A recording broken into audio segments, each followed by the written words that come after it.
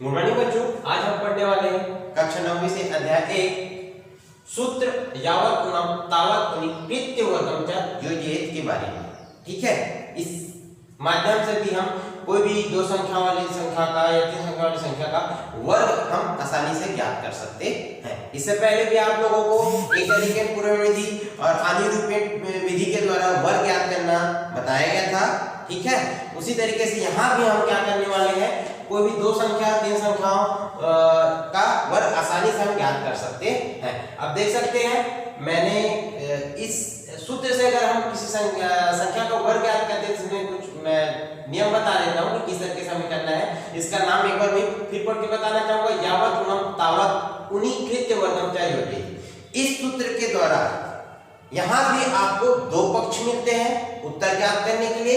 एक होता है आपका बायां पक्ष, दूसरा होता है आपका दायां पक्ष। ठीक है, इससे पहले आप लोगों ने एक और सूत्र का उपयोग किया था जिसमें हम आधार के जरिए से किसी भी संख्या का गुणा कर सकते थे, जिसका नाम हमने आपको बताया था निकलम विधि, जिसमें हम क्या करते थे, संख्याओं के आधार पर डिपेंड होकर उसके विचलनों को हम लेते थे और विचलनों को बायां भाग ज्ञात करने के लिए और दायां भाग ज्ञात करने के लिए विचलनों का हम सहारा लेते थे। यहाँ भी हम उसी सूत्र को उपयोग करके, इस सूत्र के जरिए से हम उसी सूत्र को यहाँ भी लागू करने वाले हैं और उसी सूत्र को उपयोग करके हम संख्याओं का वर्ग ज्ञात करने वाले हैं। ठीक है, आप देख सकते हैं मैंने कुछ लिखा हुआ है यहाँ, संख्या की घात 2 बराबर संख्या धन और ऋण विचलन ऑब्लिक विचलन की घात 2। ये तो आप समझ में आ गया होगा, निकलम विधि का नाम लेते ही आपको समझ आ गया होगा कि विचलन क्या होती है।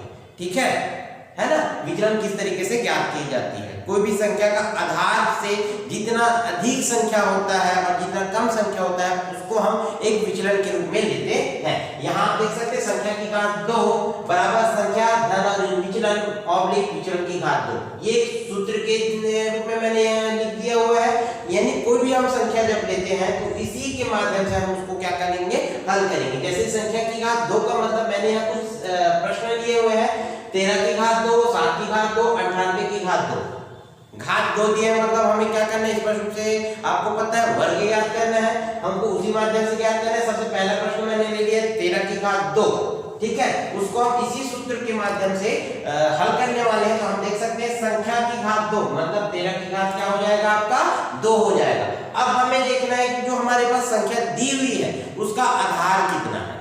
ठीक है, जो हम संख्या लिए हैं, जैसे कि हमने संख्या 13 लिया हुआ है तो उसका आधार आपको स्पष्ट रूप से दिखाई दे रहा होगा 10 है। आधार क्या है, 10 है। और आधार 10 है तो संख्या आधार से कितना अधिक है, 3 अधिक है, क्योंकि हमारे पास संख्या क्या है, 13 है। हमारे पास संख्या क्या है, 13 है, तो वहां क्या है, 3 अधिक है। तो हमें स्पष्ट रूप से पता चल गया उसका आधार 10 है और संख्या क्या है, 3 अधिक है। अब यहाँ पे जो उत्तर का बायां भाग और दायां भाग ज्ञात करना है तो उसको हम किस तरीके से ज्ञात कर सकते हैं, मैं बताना चाहूंगा कि यावत गुणम तावत उनी कृत्य वर्गम च योज्य विधि से, कि जब भी हम किसी संख्या का बायां भाग ज्ञात करते हैं तो जो संख्या हम लेते हैं तो उसके आधार का विचलन निकाल लेते हैं। यदि विचलन आधार से कम होती है तो उस संख्या में उसी संख्या में हम उसको घटा देते हैं, इसलिए मैंने धन और ऋण का सहारा लिया हुआ है। यदि हम जोड़ना चाहते हैं, अधिक निकलता है तो हम उसको क्या कर देते हैं, जोड़ देते हैं। इसलिए यहाँ मैंने क्या लिखा है, संख्या धन और ऋण विचलन। यदि विचलन कम होगा तो घटेगा, यदि विचलन अधिक होगा तो क्या होगा, जुड़ेगा। और उत्तर का बायां भाग ज्ञात करने के लिए जो हमारे पास विचलन ज्ञात हुआ है उस विचलन का हम क्या कर देते हैं, वर्ग कर देते हैं। जो हमारे पास विचलन ज्ञात हुआ है उस विचलन का हम क्या कर देते हैं, वर्ग कर देते हैं। तो इस तरीके से उस संख्या का उत्तर का बायां भाग और उत्तर का दायां भाग हम आसानी से ज्ञात कर लेते हैं। अब यहाँ मैं संख्या को हल करके बताना चाहूंगा। संख्या 13 की घात 2 दिया हुआ है, उत्तर का बायां भाग ज्ञात करना है। यहाँ मैंने लिख दिया संख्या की घात 2, यानी 13 की घात क्या हो जाएगा, 2।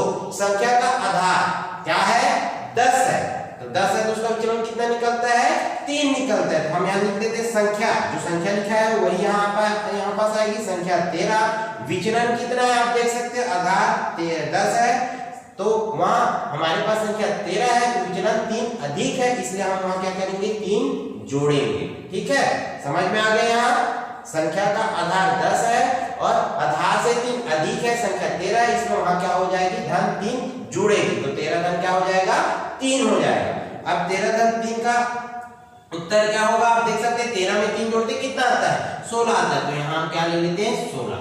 हो गया आपका 13 में 3 जोड़ेंगे कितना आएगा 16 आएगा। अब उत्तर का दायां भाग, उत्तर का दायां भाग, उत्तर का बायां भाग आपको मिल गया 16, उत्तर का दायां भाग, तो उत्तर का दायां भाग क्या होगा, यहाँ मैंने लिख दिया विचलन की घात 2।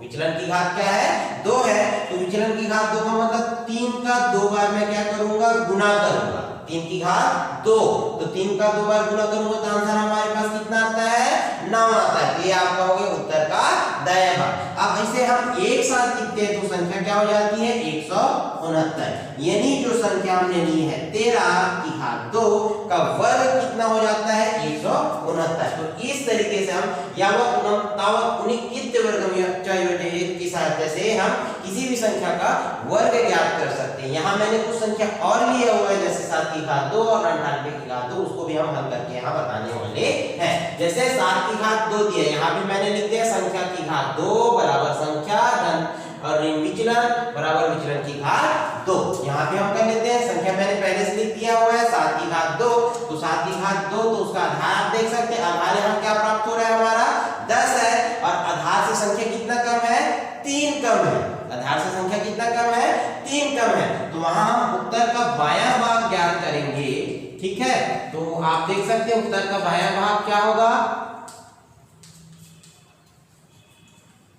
उत्तर का जो बायां भाग है वो क्या होगा आप देख सकते हैं, संख्या हमारे पास संख्या कितनी है 7 है, अब उत्तर उसका आधार से संख्या कितना कम है 3 कम है, इसलिए यहाँ क्या हो जाएगी संख्या घट जाएगी।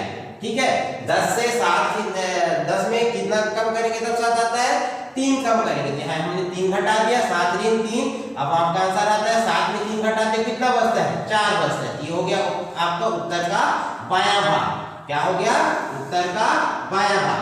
अब उत्तर का दायां भाग ज्ञात करना है तो हमारे पास विचलन क्या है 3, तो 3 का हम क्या कर देंगे वर्ग कर देंगे, 3 का वर्ग यानी यहाँ पे मैंने 3 का वर्ग किया था, उसी तरीके से यहाँ 3 का वर्ग करते कितना आता है आंसर आपका 9 आता है, तो हो गया आपको उत्तर का दायां भाग। एक साथ लिखने पर हमें यहाँ आंसर क्या प्राप्त होता है 7 की घात 2 का वर्ग 49 ज्ञात होता है। ठीक है, ये हो गया आपका तीसरा प्रश्न। फिर हम ले लेते हैं आपका एक तीसरा प्रश्न है 98 की घात 2। 98 की घात क्या है हमारे पास 2, इसको भी इसी विधि से हल कर लेते हैं। हल सबसे पहले हम सूत्रों को लिख देते हैं, संख्या की घात 2, इसको आप अगर लिखते हो तो आपके लिए ज्यादा अच्छा होगा, क्योंकि इस तरीके से आप अगर लिख के हल करते हो तो आपको आसानी होगी। ठीक है, तो संख्या की घात 2 बराबर संख्या धन और ऋण विचलन, ठीक है, बराबर ऑब्लिक क्या हो जाएगा विचलन की घात 2, विचलन की घात क्या हो जाएगी 2। ये आपका हो गया बायां भाग, उत्तर का बायां भाग, और ये हो गया आपका उत्तर का दायां भाग। ठीक है, अब देख सकते हैं हमारे पास संख्या क्या है 98, संख्या क्या है 98, 98 की घात 2 दी गई और उसका आधार क्या होता है 100, तो 100 से 98 कितना कम है 98, 100 कंप्लीट करने के लिए 98 में कितनी संख्या कम है 2 संख्या, यानी उसका विचलन कितना होगा 2, यानी 100 से 2 कम, 100 से 2 कम, तो यहाँ हम उत्तर का बायां भाग ज्ञात करके क्या हो जाएगा देख सकते हैं, संख्या जो है 98, ठीक है, 100 से आधार से कितना कम है 2 कम है, इसलिए हम ऋण 2 कर देंगे। ठीक है, 98 में आप 2 घटाते हो कितना बचता है 96, ये हो गया आपका। ठीक है, और उसी तरीके से 2 कम है यानी विचलन 2, तो विचलन 2 का वर्ग हम ज्ञात करते हैं तो कितना आ जाता है 4, विचलन 2 का हम वर्ग ज्ञात करते हैं तो कितना आ जाता है 4। तो यहाँ इस तरीके से क्या कर सकते हो, किसी भी संख्या का वर्ग आसानी से ज्ञात कर सकते हो, किसी भी संख्या का वर्ग जो है आप आसानी से ज्ञात कर सकते हो। देख सकते हैं 98 में 2 किए तो 96 हुआ।